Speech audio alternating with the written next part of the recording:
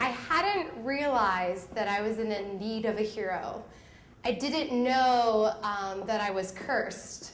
But after a group therapy session on my couch with some friends, it came out that perhaps the reason I have failed in my love life was because of an incident in first grade. First grade, age 6, Sean Stone.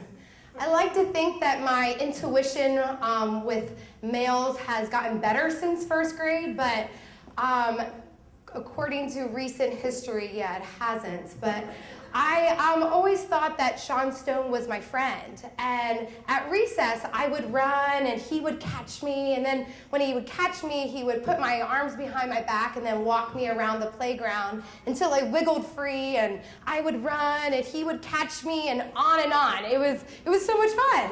And then there was lunchtime and Pizza Fridays. And every Friday, Sean Stone gave me his pizza. I'm not sure why, but I never objected. And it wasn't until recently that I realized that maybe these were actually part of his courtship scheme and I was completely clueless. But I realized I had put Sean Stone in the friend zone and it was going to be very clear soon that he wanted more. Recess. Sean Stone.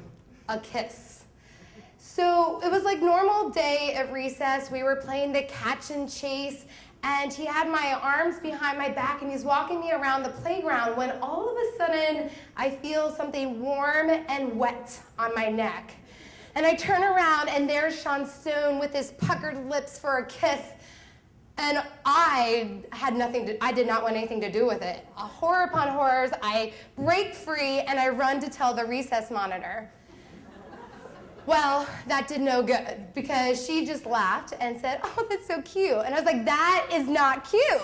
I have been violated and I do not want this." And I saw very quickly she was not going to take care of it, so I was going to do what I needed to do. So I got my girl posse together.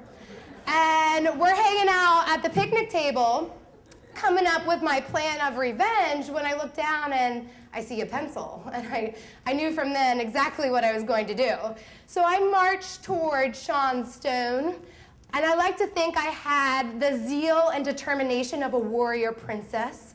And I have my posse behind me, but as I get closer to Sean Stone, I notice that there's fewer girls behind me until I am an army of one, staring in the face of my offender, ready to share my objection to his kiss.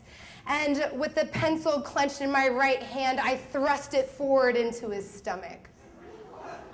Immediately, I knew I did something terribly wrong. His eyes filled with pain and tears, and he lifts up his shirt to show his wound, and there in the middle of his stomach was a bloody black dot. And I began to beg for mercy, and please don't tell anyone, please don't tell anyone. Of course he did. And then in hindsight, if I would have known the consequences that followed, of course I wouldn't have done it. And I'm not talking about the consequences of no recess for a week or having to write 100 times, "I will not stab people with pencils." No, I'm talking about the consequence that would plague me for the next 23 years. Adulthood, age 29, a curse. So as I mentioned, I was on the couch, laying on the laps of 4 of my friends, telling this story, and then I realized I had never been kissed since that day. And I'm like, "Do you think I cursed myself?" And we're like, "Well, there's only one way to tell. We need to break the curse. We need to find one brave gentleman, one hero who will replicate that kiss from first grade. But this time, no pencils." So luckily there were other people around, and we summoned someone from the other room, and as I rolled over, and as I laid on my stomach on that couch, my friend, my hero, bent down, and his warm, wet lips kissed the back of my neck. Now, it wasn't sure if it was broken. We weren't sure when we were gonna find out, but a year and a couple months later, we found out that that kiss was truly enough to break the curse.